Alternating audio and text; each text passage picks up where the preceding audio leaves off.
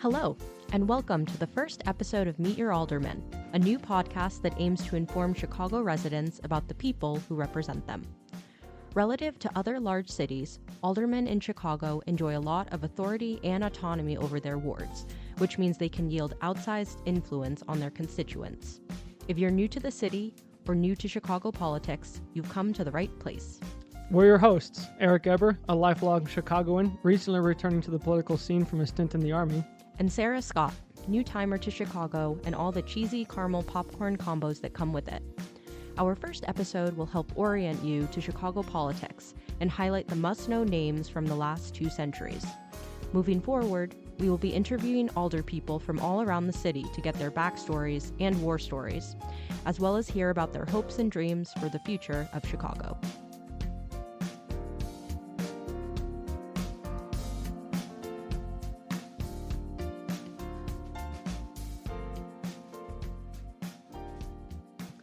Okay, so before we really dig in, it should be noted that Chicago politics has a reputation, to put it mildly. Former President Obama, who started his political career here, once quipped that politics ain't beanbag, referring to the fierce, cutthroat atmosphere around city council. Interestingly, that phrase was actually coined back in the 19th century by writer Finley Peter Dunn, who also used it to describe Chicago, which tells you that politics has always been fierce here. On top of that, the city also has an infamous history of violent mob rule, rampant corruption, and what are sometimes called machine politics. Even the term Windy City, in one sense, was coined to derisively describe how politicians here were often full of nothing but hot air. While many believe that the days of unchecked corruption are behind Chicago, there are others who would argue that it still plagues the city. So what is the reality? What exactly is the machine? And how do aldermen fit in? The best place to start is probably 1837, the year that Chicago was incorporated and the city council was formed. The structure is pretty simple. Essentially, there is a mayor and there are aldermen. These aldermen represent sections of the city, called wards, which can span multiple neighborhoods and are often delineated based on population size. Wards are further broken down into smaller divisions, called precincts, that typically span just a few square blocks.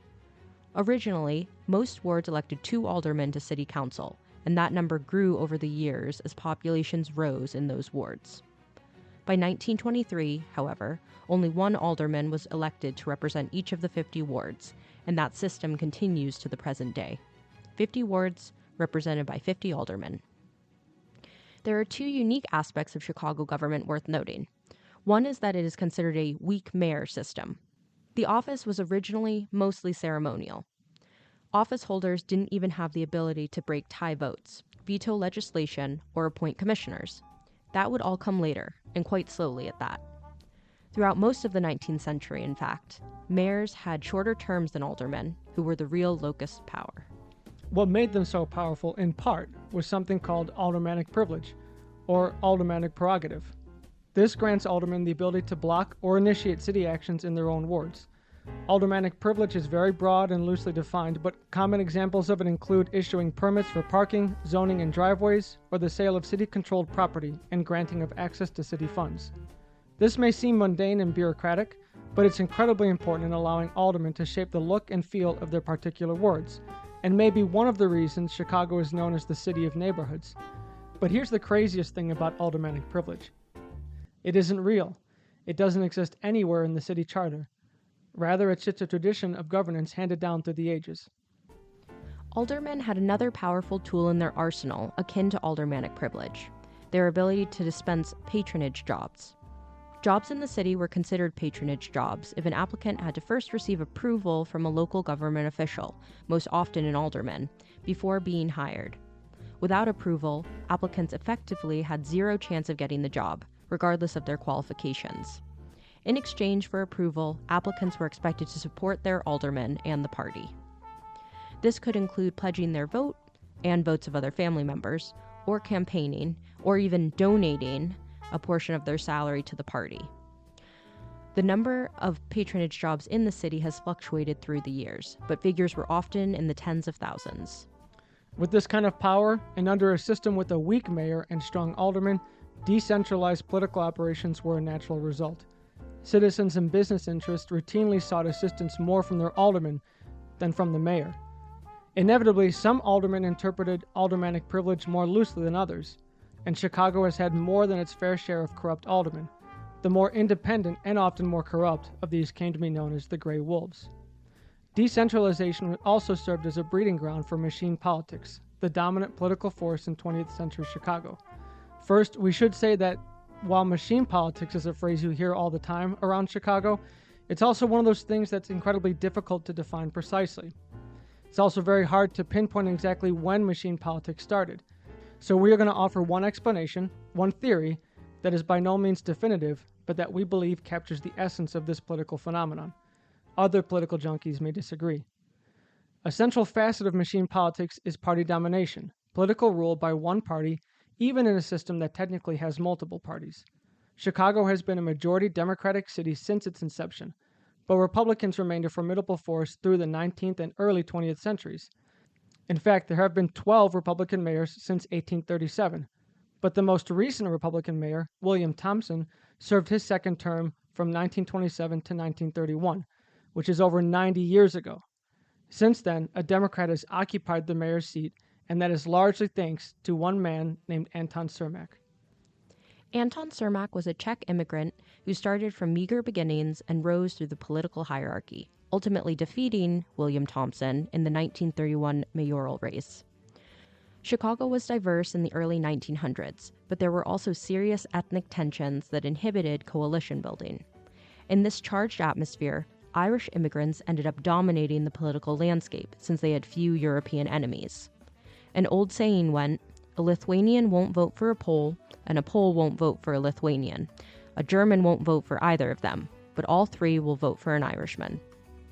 Cermak's true gift and contribution to Chicago politics was his ability to mobilize the non-Irish ethnicities and races, including the growing black vote, and get them to support the Democratic Party, despite resistance from the Irish majority. This is a clip of a song composed by Thompson's campaign that insulted Cermak's ethnicity and his early days as a struggling salesman.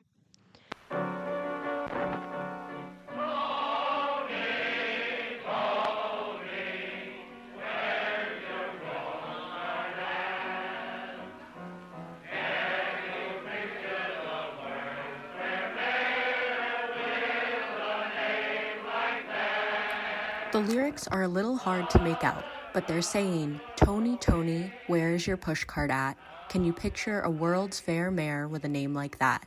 Referring, of course, to the 1933 World's Fair held in Chicago.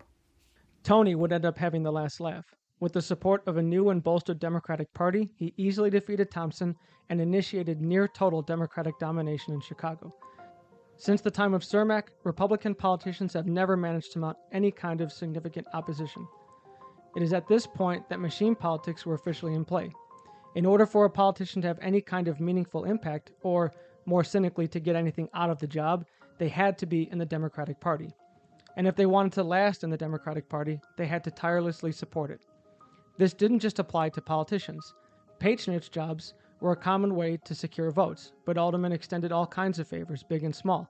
Maybe it was a free turkey on Thanksgiving, or a little coal to keep someone's house warm during a cold Chicago winter. Whatever it was always accompanied by a reminder to remember their alderman and their party on Election Day. Once someone received support from the machine, they were expected to do their part in keeping it running. It should be noted that corruption predated machine politics. Corruption alone does not constitute a machine. Rather, it is the combination of corruption and party domination that creates the machine. Cermak is often cited as the father of Chicago's machine, but he truly believed that this system could exist without corruption. As he famously said, "Only lazy precinct captains steal votes." However, history has proven that at least in the case of Chicago, corruption was needed to grease the gears of the machine.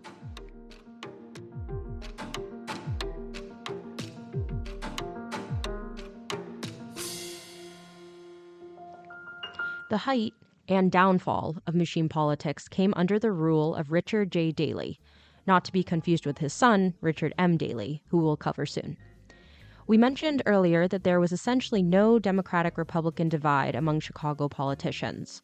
The real divide at that time was among machine politicians and reform politicians, those who fought to clean up the corruption and inefficiency in city government. Daley was 110% a machine politician who loved his city and saw no reason to reform its politics. He lived his entire life in Chicago's Bridgeport neighborhood, save for a brief period while serving in the state senate in Springfield. Like Cermak, he came from humble beginnings, rose steadily up the political ladder, and got to know intimately how the machine worked, and used it to his advantage while serving as mayor. In his first run for office in 1955, Daley's primary opponent was the incumbent, Martin Kennelly, a reform politician hated by the machine. This made Daley the clear machine favorite, but he had another more important advantage. He also served as the chairman of the Cook County Democratic Committee, a position of immense power that made him the ultimate decider on which candidates the party endorsed. This included all elected positions in city government, even mayor. Daley and the machine refused to endorse Kennelly in the primary, leaving the field wide open for Daley himself, and in the general election, he easily defeated his Republican opponent, a pattern he would repeat until his death in 1976. Daley would come to be considered the most powerful local politician in America, a political boss in the truest sense. He achieved this by turning the concept of a weak mayor government on its head and usurping power from the aldermen, essentially taking aldermanic privilege away from them. All permits, zoning approvals, funding appropriations, all significant requests were routed to the fifth floor, a nickname for the mayor's office. He wanted people loyal not only to the Democratic Party, but also to himself. You may be wondering how exactly Daley was able to get away with this. What about the Gray Wolves and their fierce independence? Recall his position as the Democratic Committee chairman. When Daley was elected in 1955, he said he was going to give up his chairmanship, but this never actually happened. He served in both roles his entire time in office, something done by no other mayor in the city's history. If Daley didn't like an alderman, it was almost too easy for him to remove them from the slate of candidates in the next election, a power he regularly flexed. Given this, aldermen promptly fell in line and city council became more or less a Daley cheering squad. Daley's boss rule came with mixed results. His control of the Chicago machine, for instance, played a crucial role in securing a narrow victory for John F. Kennedy during his 1960 presidential run. Chicago was nationally recognized as the city that works and could boast a booming downtown as well as numerous major additions to the city, including O'Hare Airport, the Sears Tower, now Willis Tower, the UIC campus, McCormick Place, a massive civic center, and multiple expressways shuffling people to and from the suburbs. But Daley's tenure was also fraught with problems. Charges of corruption, many of them true, plagued his entire time in office, and he allowed the greed and inefficiency of machine politics to go largely unchecked. He also had a terrible relationship with Black Chicagoans and the civil rights movement of the 60s and 70s. His efforts to build up downtown often resulted in Blacks being pushed out into poor, underfunded neighborhoods in the South and West Sides. He also refused to do anything substantive about integration of schools and neighborhoods, earning another reputation for Chicago as being one of the most segregated cities in America. Daley never properly reckoned with the plight of Black Chicagoans, a plight he was, at times, an active contributor to. He therefore did not understand the motives of prominent civil rights leaders like Martin Luther King Jr., who he viewed as an outside threat to his control. King's assassination in 1968 brought frustration in the South Side to a boil and led to massive protests that Daley violently squashed.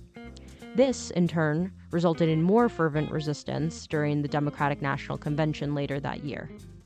Protesters there were again met with police brutality, and the entire situation devolved into utter chaos. The national attention it received left Chicago and Daley with a black eye, a permanent stain on their reputations. Perhaps surprisingly, Daley won re-election 2 more times following the DNC riots, although through the years he has come to be seen as an anachronism, the epitome of an antiquated form of government incompatible with modern times.